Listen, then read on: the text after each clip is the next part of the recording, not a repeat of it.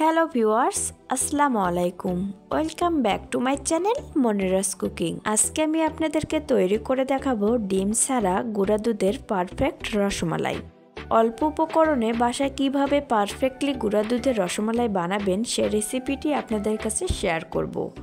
তাহলে চলুন দেরি না করে আজকের ভিডিওর মূল রেসিপিতে যাওয়া যাক। এজন্য আমি এখানে নিয়েছি দুটো গুঁড়া দুধের প্যাকেট, যেগুলো বাজারে 10 টাকা করে পাওয়া যায়। আপনারা চাইলে একটা প্যাকেট দিয়েও কিন্তু রসমালাই বানাতে পারেন, সেক্ষেত্রে আপনার মিষ্টির পরিমাণটা কিন্তু একটু কম হবে। এবার আমি কাঁচি দিয়ে গুঁড়া দুধের প্যাকেটগুলো কেটে নিচ্ছি। এবারে একটা প্লেটের উপর ঢেলে নিব পাউডার দুধগুলো। আপনারা চাইলে যে কোনো ব্র্যান্ডের পাউডার দুধটা এখানে নিতে পারেন। এবারে আমি এতে দিয়ে দেব 1 চামচ ময়দা, দিয়ে দেব 1/2 চামচ বেকিং পাউডার, আর দিব 1 চামচ ঘি। আর এই ঘিটা কিন্তু আমার হোমমেড। আপনারা চাইলে ঘির পরিবর্তে এখানে বাটারটাও নিতে পারেন, তবে ঘিটা নিলে সুন্দর একটা স্মেল আসে রসমালাইয়ের মধ্যে। এবার আমি সবগুলো উপকরণ ভালোভাবে একটু মিশিয়ে নিচ্ছি। এবারে আমি একটা ডো তৈরি করে নেব।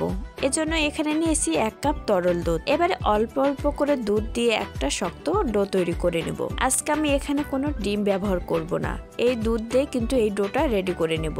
এই পর্যায়ে দেখুন ডোটা কিন্তু আমার একদম রেডি। আর এই ডোটা রেডি করতে আমার খুবই সামান্য দুধ লেগেছে। এবারে ডোটাকে একটু ভালোভাবে মেখে নিচ্ছি। এবারে ডোটা কিন্তু একদম রেডি হয়ে গেছে। এবারে হাতে ঘি মেখে রসমালাইয়ের জন্য মিষ্টিগুলো আমি বানিয়ে নেব। দেখুন এভাবে আমি সবগুলো মিষ্টি বানিয়ে নেব। আমি আবারও একটা আপনাদেরকে দেখিয়ে দিচ্ছি। আপনারা চাইলে আপনাদের পছন্দ মতো এই মিষ্টিগুলো বানিয়ে নিতে পারেন। এই পর্যায়ে দেখুন আমি কিন্তু সবগুলো মিষ্টি বানিয়ে নিয়েছি। এবারে আমি রসমালাই তৈরি করার জন্য চলে যাব চুলাতে। এজন্য চুলায় প্যান বসিয়ে তাতে দিয়ে দিব 1.5 কাপ তরল দুধ। এবারে ফ্লেভারের জন্য দিয়ে দিব 2টো আস্ত এলাচ।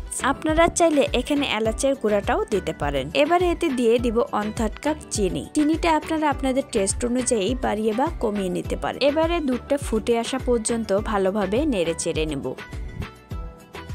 যখন দুধটা এরকম ফুটতে শুরু করবে তখন দুধটাকে জাল করে একটু ঘন করে নেব। এই পর্যায়ে দেখুন দুধটা কিন্তু অনেকটাই ঘন হয়ে গিয়েছে। এবারে আমি এতে দিয়ে দিব বানিয়ে রাখা মিষ্টিগুলো। এবারে হালকা করে একটু নেড়ে ছেড়ে দিচ্ছি।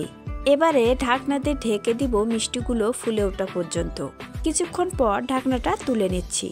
দেখুন মিষ্টিগুলো কিন্তু সবগুলোই ফুলে গেছে, আর দুধের কালারটাও কিন্তু অনেকটাই চেঞ্জ হয়ে গেছে। এবারে আবারও ঢাকনা দিয়ে ঢেকে দিব 5 মিনিটের জন্য, আর চুলার আঁচটি অবশ্যই লোতে রেখে দেব। এবারে 5 মিনিট পর ঢাকনাটা তুলে নিচ্ছি। মাশাআল্লাহ, দেখুন রসমালাইগুলো একদম দোকানের মতো পারফেক্ট হয়েছে। এবারে আমি আপনাদেরকে একটু পরিবেশন করে দেখাচ্ছি। তো ভিউয়ার্স, আপনারা দেখে নিলেন আমি কত কম সময়ে আর কত সহজভাবে দোকানের মতো পারফেক্ট রসমালাই বানিয়ে নিলাম। আপনারা যদি এরকম রসমালাই বানাতে চান তাহলে অবশ্যই আমার রেসিপিটা ফলো করবেন। আশা করি ভালো রেজাল্ট পাবেন। আর আমার এই রসমালাইয়ের রেসিপিটা যদি আপনাদের ভালো লেগে থাকে তাহলে অবশ্যই আমার ভিডিওটিতে লাইক, কমেন্ট, শেয়ার করবেন।